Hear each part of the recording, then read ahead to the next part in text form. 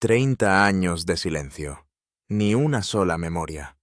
No es una entrevista televisiva cuidadosamente realizada. Ni siquiera una reflexión pública sobre el sobrino que alguna vez llevó en brazos detrás del ataúd de la princesa Diana en la abadía de Westminster, o sobre la mujer con la que eventualmente se casaría su sobrino. Mientras el resto del mundo hablaba sin cesar, Charles Spencer prefirió no decir casi nada. Durante 3 décadas el planeta entero diseccionó la vida de Diana desde todos los ángulos imaginables.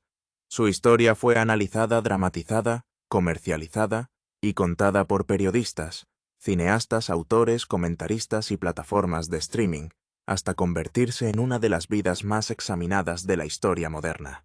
Cada nuevo aniversario revivía viejos debates, cada fotografía invisible generaba titulares y cada rumor encontraba una nueva audiencia. Sin embargo, a lo largo de todo ello, un hombre permaneció casi completamente ausente de la conversación. Charles Spencer, el noveno conde Spencer, permaneció detrás de las puertas de Althorp, protegiendo no solo la finca, donde descansa su hermana, sino también el mundo privado que ella dejó atrás. Rara vez ofreció entrevistas, evitó la publicidad siempre que fue posible, y se negó a convertirse en otra voz que compitiera por la atención en la interminable discusión en torno al legado de Diana. Su silencio nunca fue accidental. Se convirtió en una elección deliberada mantenida año tras año, con notable disciplina. Luego todo cambió con la llegada de una única propuesta. Según se informa, un mensajero entregó una oferta a Althorp, presentando ante Charles Spencer una oportunidad que mucha gente creía que sería imposible de rechazar. Por primera vez en años, al hombre que había guardado la memoria de Diana con dedicación casi monástica, se le pidió que desbloqueara una parte del archivo que al público nunca se le había permitido ver. De repente todos se preguntaron si finalmente ese sería el momento en que hablaría. Según informes recientes, su respuesta fue inmediata, directa e inequívoca. No hubo una negociación prolongada, ningún intento de revisar la propuesta, ninguna invitación cortés para continuar las discusiones en una fecha posterior. Solo había una palabra: no. Fue breve, absoluto y completamente libre de ambigüedades. Para la mayoría de las figuras públicas, rechazar una oferta apenas sería noticia. Pero Charles Spencer no es como la mayoría de las figuras públicas. Es un hombre cuyo silencio se ha convertido en parte de su identidad, por lo que cuando alguien como él finalmente da una respuesta pública clara, incluso una sola palabra tiene un peso extraordinario. Esa negativa resonó mucho más allá de los muros de Althorp.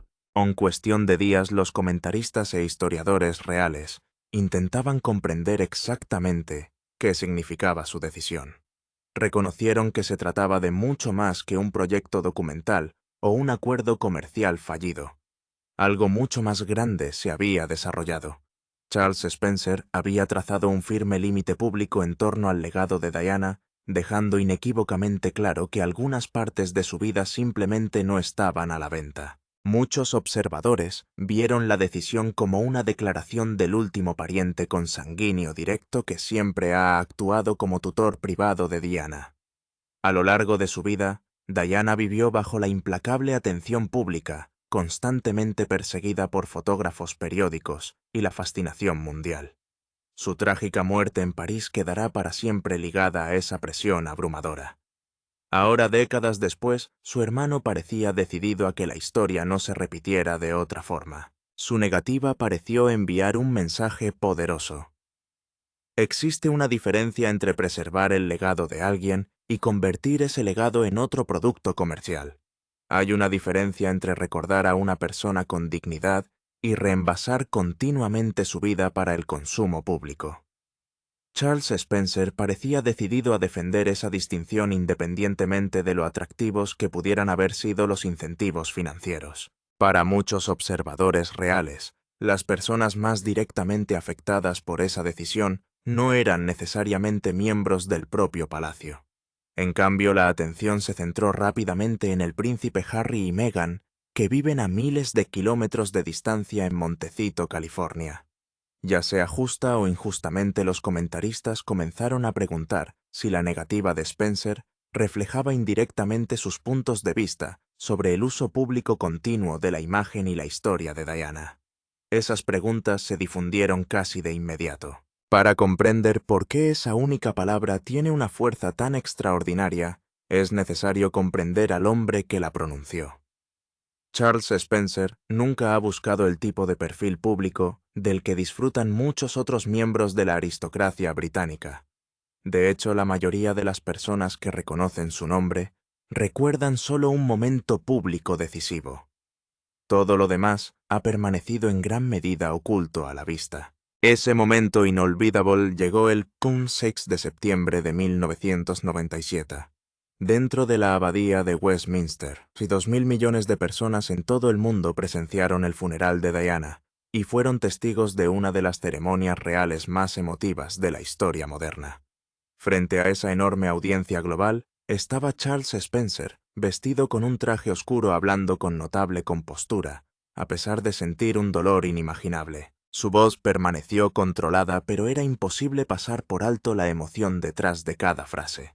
Mientras hablaba de su hermana, describió no solo a la princesa conocida en todo el mundo, sino también a la joven que su familia había conocido mucho antes de que la vida real lo transformara todo. Recordó su calidez, su bondad natural, su risa inconfundible y la compasión genuina que había tocado a millones de vidas. Luego vino la promesa que definiría su legado público. Hablando directamente ante la reina, el príncipe Felipe y el futuro rey Carlos, prometió que los hijos de Diana estarían protegidos de las mismas frías presiones institucionales que, según él, habían causado tanto sufrimiento a su hermana. Fue un momento extraordinario entregado con notable valentía dentro de uno de los funerales más vistos de la historia. Prometió que la familia Spencer siempre permanecería al lado de William y Harry. Prometió que los parientes consanguíneos de Diana nunca permitirían que la misma maquinaria que en su opinión había consumido su vida abrumara a sus hijos. Esas palabras resonaron en la abadía de Westminster, provocando aplausos de la multitud reunida afuera y dejando una impresión duradera en todos los que miraban en todo el mundo. Cuando terminó el funeral, Charles Spencer hizo algo que pocos esperaban. En lugar de asumir un papel público más amplio, regresó silenciosamente a Thorpe y casi desapareció de la vida pública. No aprovechó la atención generada por su poderoso discurso. No se transformó en una figura mediática permanente. En cambio, se retiró una vez más a la privacidad. Esa larga ausencia explica por qué sus acciones recientes tienen un significado tan extraordinario. En el panorama mediático actual, donde la visibilidad constante a menudo se convierte en una fuente de influencia, Charles Spencer lleva décadas eligiendo el camino opuesto. Como habla tan raramente, cada declaración recibe enorme atención. El silencio mantenido durante muchos años confiere un poder excepcional a los pocos momentos en que finalmente se rompe. Mientras tanto, sigue siendo casi imposible escapar de la imagen de la princesa Diana. Su rostro sigue apareciendo en portadas de revistas, publicaciones conmemorativas, documentales, sellos postales, exposiciones de museos, especiales de televisión, miniaturas de plataformas de streaming e innumerables formas de productos. Pocas figuras públicas de la historia moderna han sido reproducidas, discutidas y recordadas en una escala tan extraordinaria. Sin embargo, a lo largo de este ciclo interminable de fascinación pública, Charles Spencer se ha dado, sistemáticamente, a abrir lo que muchos describen como el archivo privado de Diana. Nunca ha autorizado el tipo de divulgación pública generalizada que innumerables editores y emisoras esperaban. Nunca ha ofrecido la entrevista capaz de desbloquear décadas de preguntas personales sin respuesta. El archivo ha permanecido cerrado porque él continuamente ha optado por mantenerlo así. Tampoco ha transformado Althorp en un escenario para la narración comercial más allá de lo que personalmente consideraba apropiado. Cada decisión relacionada con el patrimonio parece haber reflejado un principio constante: proteger la dignidad de Diana, en lugar de maximizar el interés público. Ese enfoque se ha mantenido notablemente consistente a pesar de décadas de presión externa. El misterio que rodea a esos archivos privados ha alimentado naturalmente la curiosidad mundial. La gente se pregunta si allí se esconden diarios escritos a mano. Especulan sobre fotografías familiares que nunca fueron publicadas, películas caseras que capturan momentos comunes de la infancia, correspondencia privada y recuerdos profundamente personales, que existieron mucho antes de que Diana se convirtiera en la princesa conocida en todo el mundo. Esos materiales, si existen, revelarían una versión de Diana casi completamente ausente en documentales y biografías. No la princesa internacionalmente famosa, rodeada de cámaras, sino la hija hermana y amiga y joven cuya vida se desarrolló silenciosamente antes de que la historia la transformara para siempre. Esa versión íntima de Diana ha permanecido en gran medida invisible porque una persona la ha protegido constantemente. Lo que hace aún más notable la moderación de Charles Spencer es la enorme tentación financiera que ha rechazado repetidamente. A lo largo de los años, innumerables informes han sugerido que siguieron llegando ofertas lucrativas de los principales editores, emisoras, productoras y plataformas de streaming. El valor comercial asignado al archivo personal de Diana siempre ha sido inmenso. Las empresas de entretenimiento modernas invierten habitualmente sumas extraordinarias en contenido histórico exclusivo. Los productores expertos en la elaboración de documentales convincentes saben exactamente cómo presentar dichas propuestas. Prometen un manejo cuidadoso, precisión histórica y una narración respetuosa. Aseguran a las familias que la participación les permite dar forma a la narrativa, en lugar de dejar que otros la cuenten incorrectamente. Los argumentos rara vez cambian. El mundo merece conocer a Diana más completamente. Es mejor que aquellos más cercanos a ella guíen la historia que permitir que personas ajenas la definan. Una mayor apertura preservará su legado para las generaciones futuras. Presentadas con suficiente cuidado, esas ideas pueden parecer persuasivas para casi cualquier persona. Sin embargo, es evidente que Charles Spencer ha respondido a todas las versiones de ese argumento esencialmente de la misma manera durante 3 décadas. Nunca ha aparecido motivado por oportunidades financieras o reconocimiento público. Más importante aún, parece rechazar un supuesto central que muchos otros aceptan fácilmente: que la fascinación pública crea automáticamente derechos públicos. Desde el punto de vista aparente de Spencer, el deseo del mundo de consumir cada detalle de la vida de Diana es fundamentalmente diferente de poseer el derecho moral a hacerlo. Esa distinción ha dado forma silenciosamente a casi todas las decisiones importantes que ha tomado desde que estuvo dentro de la abadía de Westminster en 1997. Sigue siendo el principio rector detrás de su extraordinaria coherencia. Es por eso que los acontecimientos recientes generaron una discusión tan intensa entre los expertos reales. La pregunta ya no era simplemente por qué Charles Spencer dijo que no. La pregunta más fascinante fue qué tipo de propuesta podría provocar un rechazo tan firme después de 30 años de silencio cuidadosamente guardado. Lo que es igualmente importante, la gente quería saber quién había hecho la solicitud en primer lugar. Como tantos capítulos importantes de la historia de esta familia, la historia comienza con algo que inicialmente parecía completamente inofensivo. Mayo de 2018. Boda real del príncipe Harry y Meghan Markle. Durante la recepción de la noche, Meghan apareció luciendo una de las piezas de joyería más reconocibles de la princesa Diana, su distintivo anillo de aguamarina con su llamativa piedra azul pálido. Para muchas personas que miraban, incluido quizás el propio Charles Spencer, el gesto resultó profundamente conmovedor. Harry se había casado con alguien a quien claramente amaba, y su nueva esposa había elegido honrar a Diana en uno de los días más importantes de su vida.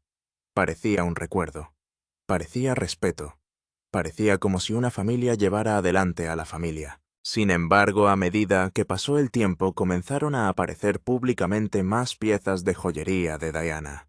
Los pendientes de mariposa, el reloj Cartier, las pulseras de oro y otros objetos personales se hicieron visibles gradualmente durante apariciones públicas cuidadosamente fotografiadas. Una a una piezas familiares asociadas con Diana entraron en un nuevo capítulo de la historia real y cada aparición atrajo inmediatamente la atención de los medios de comunicación de todo el mundo. Casi todas las ocasiones ocurrieron en circunstancias en las que se garantizaba la presencia de fotógrafos. Importantes compromisos públicos, apariciones oficiales llegadas de alto perfil y eventos cubiertos internacionalmente garantizaron que esas imágenes circularan por todo el mundo en cuestión de minutos. Las joyas de Diana volvieron a formar parte de la conversación global, ahora conectadas con una nueva generación. Al mismo tiempo, es esencial abordar esos momentos con justicia y moderación. Ninguna evidencia disponible públicamente puede probar que estas elecciones reflejaran algo más que un afecto genuino y un tributo sincero. El duelo se expresa de manera diferente en cada familia, especialmente en una que conlleva una complejidad emocional tan extraordinaria. Usar joyas que alguna vez pertenecieron a una querida suegra fallecida es en sí mismo un gesto profundamente comprensible y profundamente humano. Pero siéntate con la pregunta más difícil. ¿Cuándo el homenaje se convierte en un patrón? ¿Cuándo el patrón empieza a parecer una elección deliberada? Una vez es homenaje, el doble es costumbre, cada vez precisamente en los momentos diseñados para la máxima cobertura de la cámara, comienza a aparecer algo completamente distinto. Y el hombre de Altorp estaba prestando atención. Estaba catalogando cada fotograma, porque estos artículos no eran solo joyas, eran fragmentos de la historia de Diana, y estaban siendo colocados en la narrativa de otra persona sin una sola conversación con la persona que posee los originales. Vale la pena detenerse en lo que realmente representan esos elementos en el contexto de la tutela de Charles Spencer. Las joyas de Diana no eran simplemente propiedad personal pasada a Harry. Estaba y sigue estando en la mente de sus seres más cercanos, una extensión física de la propia mujer. Fueron objetos que ella eligió, tocó y usó en sus días más significativos. Tienen una especie de peso biográfico que trasciende su valor material. Cuando comienzan a aparecer en una campaña visual cuidadosamente administrada, diseñada para sesiones fotográficas, sincronizada con los anuncios, colocada contra la luz de California, para lograr la máxima calidez e impacto. La persona que mira desde Altorp no ve dolor. Él está viendo el inventario. Está viendo que los activos de otra persona se convierten en la marca de otra persona sin siquiera una llamada telefónica al patrimonio. Mantén ese pensamiento porque las joyas fueron solo el acto de apertura. Oprah Echo, marzo 2021. La entrevista de Oprah. Todo el planeta lo observó, pero imagínelo de la forma en que, según se dice, lo vio Charles Spencer, de la misma casa donde creció Diana, de las habitaciones donde él y su hermana corrían cuando eran niños. El entorno era dorado e íntimo, mobiliario suave y con poca luz, la arquitectura de la confesión más que de la confrontación. Una mujer, un entrevistador comprensivo, una institución que según ella la había silenciado, descartó su sufrimiento y la dejó, aislado sin ningún lugar a donde acudir excepto directamente al público. Si conoces tu historia real, el reconocimiento te llegará de inmediato, porque esa es casi viga por viga la estructura de la entrevista panorámica de Diana de 1995.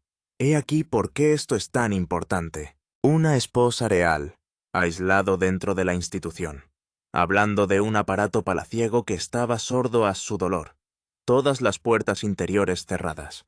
Entonces ella pasa por alto, directo a la nación, a través de un único entrevistador de confianza. La iluminación rima, el casting rima, la gramática de las rimas victimistas, el escenario, el tono, el arco emocional, todo rima, excepto por una diferencia crítica. Es el detalle más revelador de toda la comparativa. Diana dio su entrevista de 1995 mientras todavía estaba atrapada, todavía dentro del sistema, No hay salida a la vista, no hay recursos más allá de lo que la institución permitía. Todo por perder. Esa entrevista fue un grito genuino desde el interior de una habitación cerrada. La versión de 2021 fue filmada desde una villa en California, después de la salida, con un aparato de producción ya en marcha. Un imperio del streaming que ya está en desarrollo. Una marca que ya va tomando forma. El original era Angustia. El remake, independientemente de lo que creas al respecto, fue un lanzamiento. Y al verlo desde la sala de estar de Althorp, Charles Spencer no vivió esa hora como un tributo. Pero entender por qué le hirió tan profundamente. Por qué cruzó una línea a la que las joyas solo se habían acercado. Tienes que saber un secreto sobre este hombre. Uno que la mayoría de la cobertura real convencional nunca toca. La culpa secreta. Esta es la parte de la historia que lo cambia todo. Según relatos de larga data y bien documentados. Fue el propio Charles Spencer quien puso por primera vez en contacto a su hermana con Martin Bashir, el periodista detrás de la entrevista de Panorama de 1995. Creía que estaba haciendo algo útil. Le habían mostrado documentos, extractos bancarios hasta donde él sabía. Evidencia de que le habían dicho que a personas cercanas a Diana se les pagaba en secreto para espiarla, que estaba rodeada de informantes, que aquellos en quienes más confiaba estaban siendo recompensados económicamente por traicionarla. Abrió la puerta. Y ahora sabemos, gracias a una investigación formal dirigida por Lord Dyson, ex juez de la Corte Suprema, exactamente cómo se obtuvieron esos documentos. Eran falsificaciones. Fabricado desde cero. Extractos bancarios falsos diseñados para convencer a una mujer asustada y aislada de que todos los que la rodeaban eran enemigos. Que su único paso seguro era sentarse frente a una cámara y sangrar por la nación. La vulnerabilidad de Diana en esa entrevista no fue un efecto secundario de la transmisión. Su vulnerabilidad fue el producto. La angustia fabricada era el punto. Hui, su hermano menor, engañado por los mismos documentos falsos, había mantenido la puerta abierta sin saberlo. La investigación concluyó que las falsificaciones lo habían inducido a organizar la reunión. El director general de la BBC se disculpó directamente con él. Piensa en lo que eso le hace a una persona. Pasas toda tu vida adulta creyendo que eres el protector de tu hermana. Estás en la abadía de Westminster y le dices a 2.000 millones de personas que protegerás a sus hijos. Llevas ese voto como el acto definitorio de tu vida. Y luego, décadas después, descubres que el evento mediático más dañino psicológicamente de su existencia, la entrevista que expuso su dolor más íntimo a una audiencia global, que lo consumió como entretenimiento, entró por una puerta que te engañaron y la abrió. Según todos los informes, todo lo que Charles Spencer ha hecho desde entonces es un acto de expiación silenciosa e implacable. El archivo sellado, las negativas año tras año, la decisión de enterrar a Diana en la isla de Althorp, en lugar de entregarla a ninguna institución, las películas caseras que nadie fuera de la familia ha visto, los diarios escritos a mano que nadie fuera de la familia ha leído. Chiova ha asegurado absolutamente de que nada como Panorama pueda volver a sucederle a Diana. No en la vida. Ella se ha ido. No en la muerte. Ahora no. Nunca.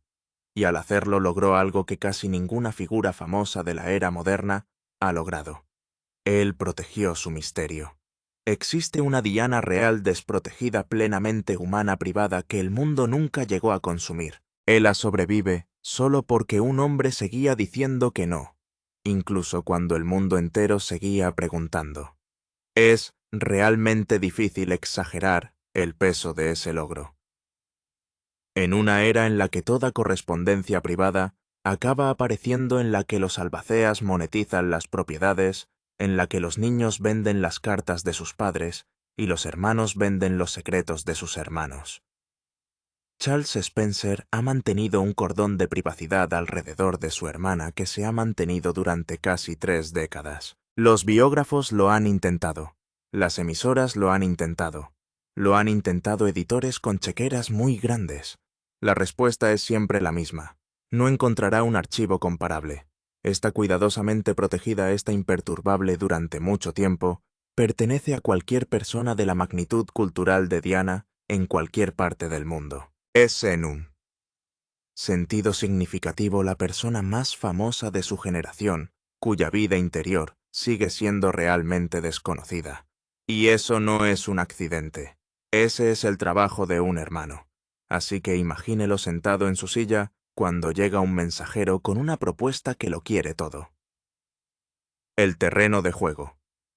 Permítanme exponer lo que supuestamente contenía esa propuesta, porque una vez que lo escuchas completo su respuesta, deja de parecer terquedad aristocrática y comienza a parecer la única respuesta racional que un hombre en su posición podría dar.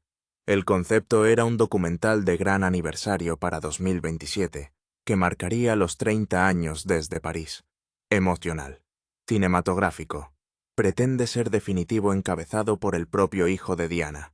Sobre el papel suena extraordinario. El proyecto que el mundo estaba esperando. Y según estos relatos, Netflix respondió a la idea con entusiasmo inmediato. Pero esto es lo que supuestamente requería. Quería al propio Althorp, el hogar de la infancia, los terrenos, la isla donde Charles Spencer enterró a su hermana, la isla privada en el lago que eligió específicamente porque estaba fuera del alcance de las cámaras, las multitudes y las instituciones. Quería los archivos familiares privados. No las fotografías que ya han circulado, no las imágenes que ya son de dominio público, el verdadero archivo, el que nadie ha visto. Según se informa, quería los diarios personales escritos a mano de Diana, páginas escritas solo para ella, páginas que nunca destinó a nadie fuera de sus más confiables. Círculo para leer. Quería las películas caseras, la Diana desprotegida, la Diana privada, la Diana humana común y corriente que ningún documental ha tocado jamás. Sin Elos, el documental sería otra colección reciclada de metraje que ya se ha utilizado en todos los documentales de Diana desde 1998. Con ellos sería algo completamente diferente. Sería el retrato definitivo del siglo. Y luego, hubo un elemento más, el que hizo que el lanzamiento fuera magnético para la gente, venderlo y absolutamente impensable para el hombre que lo lee. Según se informa el documental, quería trazar una línea directa y explícita entre la guerra de Diana con la institución y la de Meghan. Quería posicionar a Meghan Markle como la continuación moderna de la historia de Diana, la versión del siglo XXI de la mujer que se negó a ser silenciada. El halo de Diana transferido formalmente ante la cámara con la bendición de la propia familia de Diana. Piense en lo que vio Charles Spencer cuando leyó eso. Había visto surgir las joyas pieza por pieza. Cada artículo está sincronizado con una lente garantizada. Había visto la entrevista de Oprah, la arquitectura panorámica reconstruida ladrillo a ladrillo, filmado desde una villa de California con un imperio del streaming ya en movimiento. Había visto una serie documental en la que una pareja que huía de la prensa se presentaba como perseguida por la misma maquinaria que había destruido a Diana, sin una sola llamada telefónica a Althorp antes de que comenzara el rodaje. Y ahora querían los originales, los diarios, la isla, las películas caseras. El halo se colocó en una nueva cabeza. Según el informe, lo cerró por completo. Rechazó cualquier acceso al archivo. Y aquí está el detalle al que siguen volviendo los observadores reales. No convocó una conferencia de prensa, no dio ninguna entrevista, no emitió ninguna declaración, no dijo una palabra a la cámara, simplemente cerró la puerta. Y para cerrarlo dejó su posición inconfundible para todos los que prestaban atención. Para un hombre que había guardado ese silencio durante 30 años. La negativa en sí fue lo más fuerte que jamás había dicho fuera de la abadía de Westminster. ¿Por qué los expertos respondieron como lo hicieron?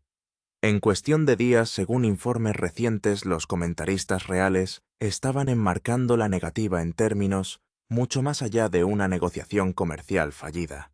Algunos lo llamaron un veredicto. Ni aquí por qué es importante ese encuadre. Consideremos la arquitectura del poder en esta historia. Según los informes, el príncipe William ha estado descontento en privado durante años por la forma en que se ha comercializado la imagen de su madre. Vio la serie en streaming, vio la entrevista de Oprah. Tiene ojos, pero mira su posición. Él es el futuro rey.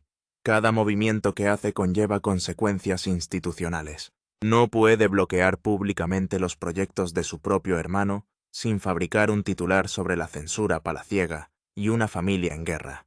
En el momento en que la institución interviene, se lee como si el establishment se protegiera a sí mismo. Diana luchó contra el mismo establecimiento que pasó su vida. Cuando el palacio bloquea algo, es la máquina defendiendo a la máquina. Pero cuando el propio hermano de Diana se niega el hombre que estuvo en esa abadía, que hizo ese voto que tiene vínculos de sangre con ambos príncipes, y ningún cargo que proteger.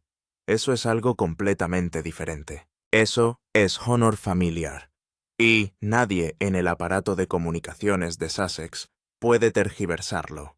Solo hay una persona en toda esta historia con reputación, credibilidad, conexión sanguínea con Diana y absolutamente nada que ganar diciendo que no.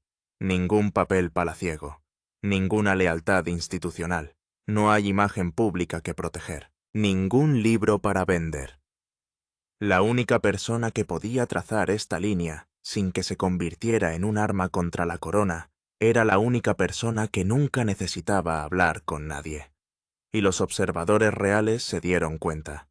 Según los informes, algunos lo consideraron el acto más significativo realizado por alguien relacionado con Diana en años. No por lo que reveló, sino por lo que se negó a revelar. Otros lo llamaron un acto de guerra silencioso, lo que nadie llamó. Y este es el detalle revelador. Fue una sorpresa. Las personas que siguen los movimientos de Charles Spencer, que comprenden la arquitectura de su silencio, que han seguido el patrón de negativas de 30 años, ninguno de ellos expresó sorpresa. La sorpresa, si hubo alguna, fue que la propuesta se hizo que cualquier persona en Montecito, incluso con investigación básica disponible, miró el historial de 30 años de este hombre y concluyó que esta vez sería diferente. Ese dolor o sangre o el peso de un contrato con Netflix abriría lo que cada editor, cada emisora, cada documentalista no había logrado abrir. Eso decía algo quizás lo más revelador de todo sobre el estado de juicio dentro de la operación de Sussex, en el momento en que se envió el mensajero de cualquier manera. El hombre que nunca habla finalmente había sido escuchado. ¿Qué significa esto para la operación de Sussex? Para entender por qué ese documental era tan importante, hay que observar dónde se encontraba realmente el imperio mediático de Harry y Meghan de cara al 2026. No es una imagen halagadora, la serie de estilo de vida con amor Meghan, el proyecto emblemático que se suponía consolidaría su marca y la establecería como una voz cultural por derecho propio, se convirtió en el iceberg que debía evitar. El Times le dio 2 estrellas y lo describió en una frase que se ha convertido en una especie de epitafio, seguramente aburrida. The Telegraph también obtuvo 2 estrellas caracterizándolo como un ejercicio de narcisismo acompañado de almuerzos extravagantes y ejercicios de marca. Y luego llegó The Guardian, una publicación que durante mucho tiempo había simpatizado con Meghan, nada amiga de la monarquía, el medio más predispuesto a dar una lectura generosa a la serie. Otorgó una sola estrella. Según se informa, las propias clasificaciones internas de Netflix para la segunda mitad de 2025 colocaron a la serie en el número 1.17, cuando todo el espectro de la cobertura periodística desde la izquierda comprensiva hasta la derecha escéptica converge en el mismo veredicto: eso no es un problema de revisión. Ese es un problema del producto. Y aquí está el único detalle que agudiza más esa imagen. El primer documental de la pareja sobre su salida real, su relación y su decisión de dar un paso atrás sigue siendo uno de los debuts más vistos en la historia de Netflix. Todo lo producido desde entonces ha encontrado respuestas cada vez más frías. El mensaje de los números no podría ser más claro. El mundo no está comprando la marca de estilo de vida de Meghan. El mundo está comprando heridas reales. El único producto de Sussex que realmente se ha vendido es la proximidad a la corona y la proximidad a Diana. Ya que el acuerdo con Spotify desapareció hace tiempo, la empresa American Riviera Orchard se estancó y Netflix se alejó de la marca de siempre. El documental nunca fue un proyecto apasionante. Era una bengala de rescate y el hombre de Althorp dejó que se apagara sin tocarla. La moneda sin licencia elimina, por un momento, la emoción, y lo consideramos simplemente como una cuestión de activos. Cuando Harry y Meghan dejaron sus roles laborales reales y se mudaron a California, tuvieron que construir una vida comercial a partir de lo que tenían. Lo que tenían era significativo: fama, perfil y acceso a una historia que el mundo no podía dejar de consumir. Pero el activo más valioso, el que estaba en el centro de cada producto, cada presentación, cada concepto de transmisión, era Diana. Su imagen, su mitología, su martirio. En términos comerciales, la operación de Sussex comercializa una marca sin licencia. Porque el verdadero titular de la licencia, el guardián del archivo, el dueño de los originales, el hombre con autoridad sanguínea sobre cómo se utiliza la identidad privada de Diana, es un hombre de 62 años de Northamptonshire, a quien, según los informes disponibles, nadie en Montecito parece haber consultado antes de tomar cualquiera de estas decisiones. Observe cómo se acumula el libro mayor. El anillo de aguamarina muy bien recibido está ampliamente cubierto. Los aretes, el reloj, las pulseras de oro, cada uno a una cámara garantizada. La entrevista a Oprah. La arquitectura panorámica se reconstruyó panel por panel con la luz del sol de California, reemplazando al estudio de la BBC. 2022 en adelante, la serie en streaming La tragedia de Diana convertida en su historia de origen. Su muerte replanteada como la herida que creó su justificación. Y finalmente, 2026. La solicitud de la bóveda propiamente dicha. Los diarios. Las películas caseras. La isla. El halo se transfirió. Comenzaron pidiéndole prestadas sus joyas. Terminaron pidiendo su alma. Cada retiro mayor que el anterior. Cada uno hizo sin decir palabra al hombre que lleva la cuenta. Y la retirada final. El más grande de todos rebotó. La fractura que no se ha movido. Ahora veamos dónde están realmente las cosas. Porque el panorama interno de la familia real es un contexto importante aquí. Según informes recientes, puede haber cierto apetito. Cauteloso, frágil, extremadamente limitado para un deshielo parcial con Harry. Un grado de comunicación privada. Un reconocimiento tentativo de que la relación no es totalmente irreparable. Pero según se informa, ese apetito no se extiende casi a ninguna parte en lo que respecta a Meghan. Y según los informes, fuentes cercanas a la familia han sido coherentes sobre el motivo, reduciéndolo a una sola palabra: confía. No la hay. Según se informa, la preocupación más profunda de la familia no son las críticas de Meghan hacia ellos, no su ira, no su caracterización pública de la institución, es su calendario de contenidos. La preocupación que cualquier conversación privada, cualquier cena, cualquier intercambio honesto, cualquier momento de conexión familiar genuina, se vuelve crudo, material, archivado, empaquetado, posicionado y enviado como el próximo producto de transmisión. Esa es la verdadera herencia de esta saga. No es un documental, no es un trato, no es una negativa, pero dos hermanos que no pueden encontrar el camino de regreso el uno al otro. Y una familia observando desde detrás de una puerta en Althorp, que permanece cerrada. La puerta permanecerá cerrada porque el hombre que tiene la llave ha decidido con perfecta coherencia cuál es su trabajo. Su trabajo no es ser un obstáculo. Su trabajo no es ser anti-Sussex. Su trabajo, el trabajo que se asignó a sí mismo en la abadía de Westminster, frente a 2.000 millones de personas, en septiembre de 1997, es para proteger a Diana. Y proteger a Diana en 2026 significa proteger lo que queda de la Diana que el mundo nunca ha consumido. Hay quienes sostienen que esa posición se ha calcificado hasta convertirse en algo más que protección, que se ha convertido con el paso de los años en una especie de posesión, que ningún hombre, por más principios que tenga, sin embargo motivado por el amor y la culpa a partes iguales. Tiene la autoridad moral para determinar a perpetuidad lo que vale la memoria de otra persona, y a quién se le puede mostrar que la propia Diana fue una mujer que eligió, repetidamente y con un gran costo personal, para hablar, para ser visto, para que conste en acta. Y ese legado se mantiene enteramente a través del silencio y las puertas cerradas. Que honre el archivo sin honrar a la mujer. No es un argumento cómodo, pero no es deshonesto, y merece espacio en esta conversación, precisamente porque es el homenaje más honesto. Una persona complicada debe resistir la tentación de simplificarlos, incluso en el acto de protegerlos. La pregunta que no tiene fácil respuesta. Y ahora llegamos a la parte más difícil, la parte en la que tienes que tener dos cosas en mente al mismo tiempo. Por un lado, hay quienes apoyan plenamente lo que hizo Charles Spencer. La historia de Diana ha sido contada una y otra vez, y transmitido y serializado, y se convirtió en un canal de contenidos durante 3 décadas.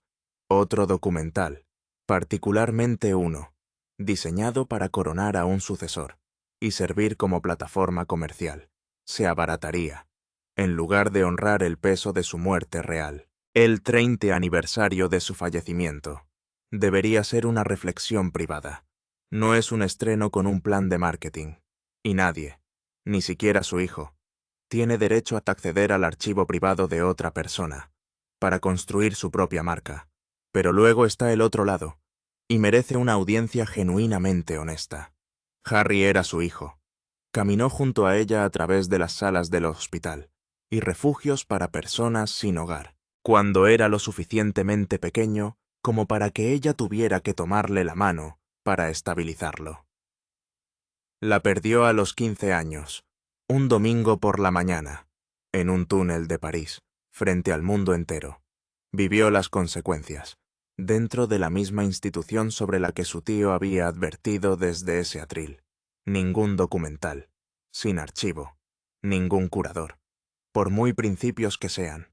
Puedo sacarle lo que realmente se siente al ser el hijo de Diana. Su reclamo sobre su historia no es prestado, no es sin licencia, es celular.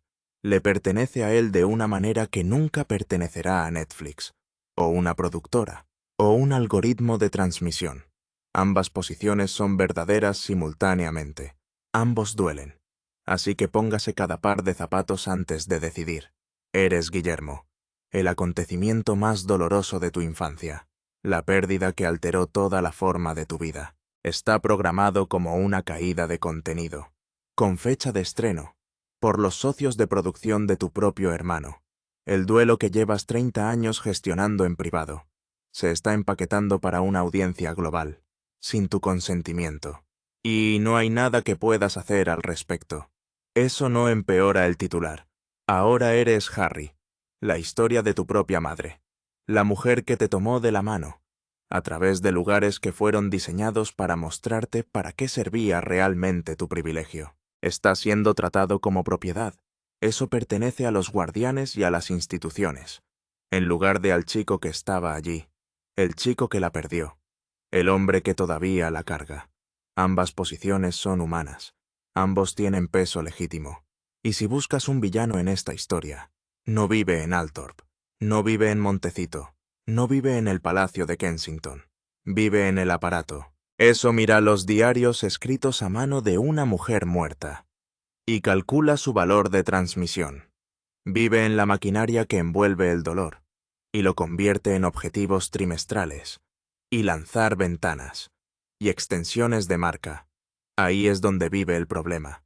No con el hijo que quiere contar su historia, no con el tío que se niega a abrir la bóveda, con la industria que convierte el dolor de ambos en producto y lo llama homenaje. Y puedo asegurarles que este no es el final. En todo caso, esto es solo el comienzo, y apenas estamos comenzando. Aquí está la pregunta que quiero que realices con este vídeo. ¿Es correcto alguna vez gastar el legado de Diana como moneda, incluso por su propio hijo? ¿Charles Spencer hizo lo único que podía hacer un hombre en su posición?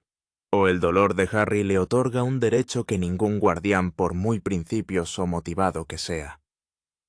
El amor tiene derecho a anular, no hay una respuesta clara, y cualquiera que te dé una respuesta rápidamente, no está soportando todo el peso de la pregunta. Lo que sabemos es esto.